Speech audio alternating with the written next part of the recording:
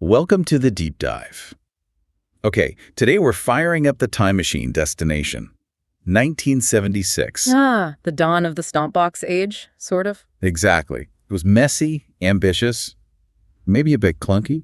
We're not talking about the small, colorful boxes yet, though. We are digging deep into the really early days of Boas, Right. focusing on one of their very first and honestly pretty complex designs, the DB5 driver. Yeah, the DB5. For anyone who thinks Baja started with, the little compact pedals, this thing is a bit of a curveball. It's like the forgotten older sibling. It totally predates that whole compact revolution. And looking at the sources, it wasn't just another distortion box. No, not at all. It was BOSS basically planting a flag saying, hey, a pedal can be more than just one sound. Most people probably think of the orange DS1, maybe the CE1 chorus ensemble, which, fair enough, also came from this early, bigger line. Right. The CE1 is iconic from that era. But the DB5, it's different. Physically, it's huge. Almost looks intimidating, doesn't it? It really does. So, thinking about the sources, what's the single biggest aha moment? What's the key thing listeners should grasp about this pedal? I think the main insight, really, is that BOSS was basically trying to invent a new category. The DB5 wasn't just dirt. It was one of the very first pedals to integrate drive and comprehensive EQ together. Okay, integrated drive and EQ. Yeah. Think of it like a portable preamp, fully featured, designed to give you grit, but also let you shape that grit with incredible precision for the time. And here's the kicker. Go on. It wasn't just for guitarists. The documentation makes it clear they were thinking keyboards, bass, even studio use. Oh, interesting. That multi-instrument ambition packed into one complex unit. That's the core of its story, the part that often gets overlooked. Okay, let's unpack that architecture then. Yeah. Because context is everything, right? Yeah. Mid-70s. If your average pedal was like a two-knob Maestro Fuzz. Or a Big Muff, yeah. Yeah. Simple stuff, relatively speaking. What were these early BOSS units doing that felt so different? Well, first you have to picture this pre-compact era.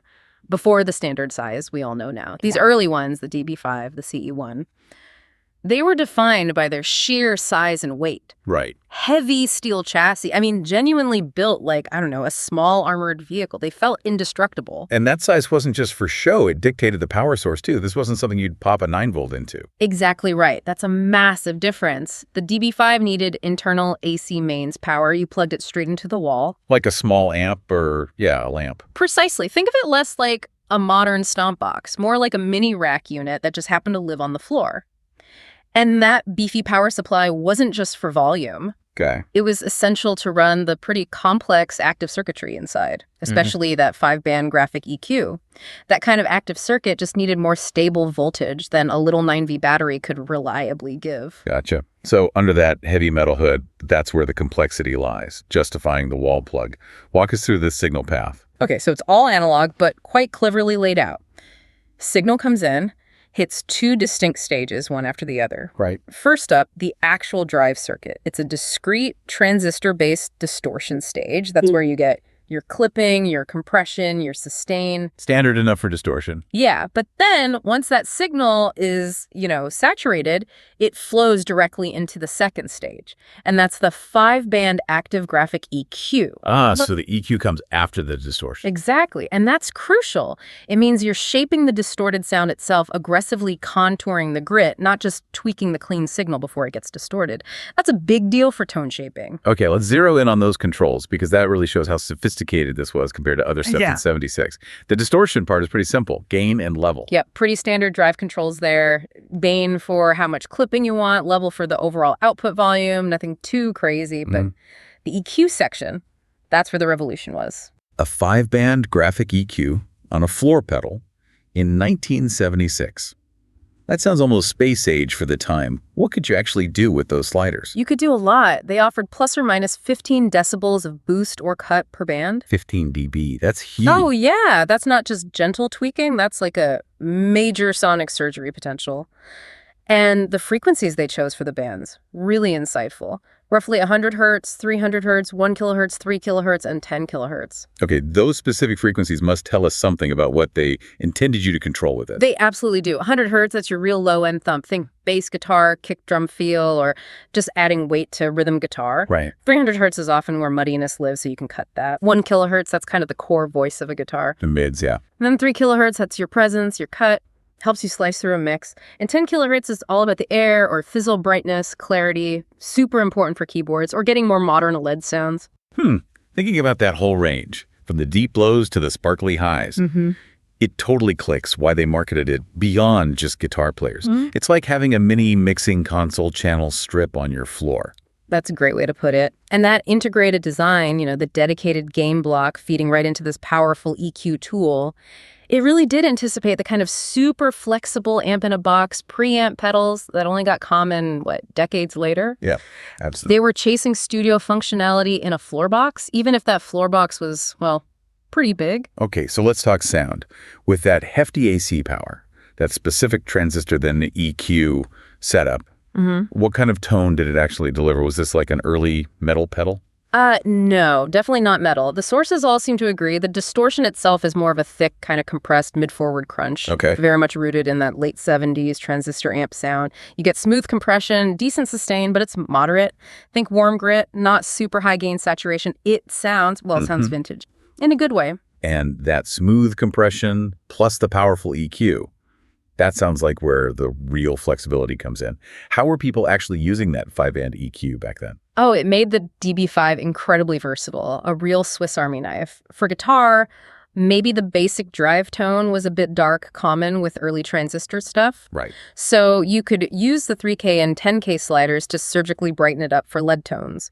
Or, flip side, for heavy rhythm sounds, you could carve out the mids around 1K and 300 hertz, get that classic scooped sound, even though, it wasn't really designed as a metal pedal per se. But the non-guitar applications are really what make it stand out. Historically, you mentioned keyboards. Why was that level of EQ control so important for something like a Wurlitzer or a clavinet? Well, line-level things like electric pianos, organs, they often have a much wider frequency range than a guitar, which tends to live in the mids. They need more detailed shaping. Okay. If you plug, say, a clean Rhodes straight into a mixer, it can sound a bit sterile sometimes, but run it through the DB5, use the distortion just a little bit to add that warm, almost tube-like grit, that vintage bark. And they use the EQ to tame it. Maybe boost the low end on an organ, cut some harshness from a distorted clavinet. You could really sculpt it. It was acting as both a color box and an active tone control. Super useful for studio guys and keyboard players back then. So, okay, if it was so groundbreaking, so versatile, why didn't the DB5 become this huge icon like the CE1 chorus from the same line? Or later BOSS compacts, was it maybe just too ambitious for its time? That's a really good question. And yeah, I think you have to look at the trade-offs, the limitations of 1976 tech. Let's talk disadvantages, because they explain why the smaller pedals eventually won out. Right. First, obviously, the size and the AC power requirement, that huge enclosure. Great for durability? Sure. But totally impractical for the new world of pedal boards that was just starting to bubble up. You couldn't easily daisy chain it. Right. Takes up a lot of real estate. And probably heavy, too. Oh, yeah.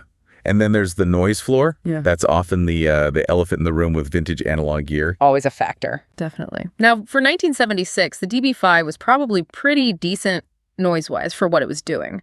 But compared to modern pedals with super quiet components, there's going to be more inherent hiss, more hum. Right. That was just a limitation of the parts and the power filtering they had back then. You kind of have to decide if that noise is part of the vintage character you want or just noise. And we can't discuss vintage BRS without hitting the big one, the buffer. Ah, yes, the buffer. The DB5 used buffered electronic switching, meaning no true bypass. When the pedal's technically off, your signal still runs through an active buffer circuit inside. Which for some modern players is like heresy. Yeah, the true bypass debate. But historically, that buffer wasn't just laziness. It was kind of a necessary part of the design back then. Why necessary? What was the thinking? Well, two main reasons. One, it helped manage impedance, especially with long cable runs or when dealing with line-level gear in a studio. It keeps the signal strong. And second, that specific BOSS buffer circuit, the one everyone argues about, it actually adds its own subtle color to the tone, a little bit of brightness, a certain feel. Right, the infamous BISS buffer tone. Exactly. And for a lot of people, especially those who love that vintage sound, that buffer coloration is part of the magic of that whole pre-compact BOSS line. The supposed flaw actually becomes a desired characteristic. That's where it gets super interesting, isn't it? The limitations of the tech force certain design choices, and now those choices create the sound people actively seek out decades later. It really is. A necessary compromise ends up creating a unique sonic identity. That happens a lot with vintage gear. So let's zoom out. What's the lasting legacy of the DB5 then? It wasn't maybe the runaway commercial success that really defined BISS's market dominance later. No, it wasn't. But it sounds like it absolutely defined their philosophy, their direction. I think that's right. It was a really crucial step in evolutionary link. It proved that a stomp box didn't just have to be a simple fuzz or a basic filter. It showed you could combine fairly sophisticated distortion, complex tone shaping, powerful EQ, all into one robust floor unit. It kind of bridged that gap between big, clunky studio processors and the idea of a portable pedal board. It basically taught BOSS and maybe the industry to think about pedals not just as temporary effects, but as potential core tone-shaping tools, like a preamp. Yes, exactly. And that whole concept marrying quality gain staging with really comprehensive EQ control, it absolutely foreshadowed later BRS designs, like, the Metal Zone with its parametric EQ. Right, another BOSS pedal famous for its EQ. And really, it foreshadowed the entire modern market of dedicated preamp pedals, amp-in-a-box pedals that we have now. The DB5 was kind of the early proof of concept for the idea that your main tone source could actually be a box on the floor. That is a really fascinating insight into the messy prehistory of the effects world, uncovering this ambitious, maybe slightly awkward start for a company that became such a giant. So, to sum it up, the Bohr SS DB5 driver, it mashed together distortion and a powerful 5-band active EQ way back in '76. Super ambitious. It really laid down the philosophical tracks for how Bohr SS and Roland would think about tone shaping for years. And crucially, it proved a pedal could be a serious preamp tool for guitar, keys, bass, you name it. Fantastic stuff. Okay, before we wrap up, we always like to leave you with a final thought, something to chew on that builds on what we discussed. Okay. Thinking about the DB5, that heavy build, the AC power cord, that non-true bypass buffer, all things dictated by the tech at the time, right? Necessary trade-offs. Yeah, pretty much. It makes you wonder, how much did those very limitations, those necessary compromises in early analog gear, actually create the unique sonic character, the mojo, that we now value so much in vintage equipment? Is that noise floor, that buffer color, actually part of the secret sauce we're nostalgic for? That's a good one. Definitely something to think about next time you plug into a piece of old gear. Exactly. Food for thought. Thanks, everyone, for diving deep with us today. See you next time.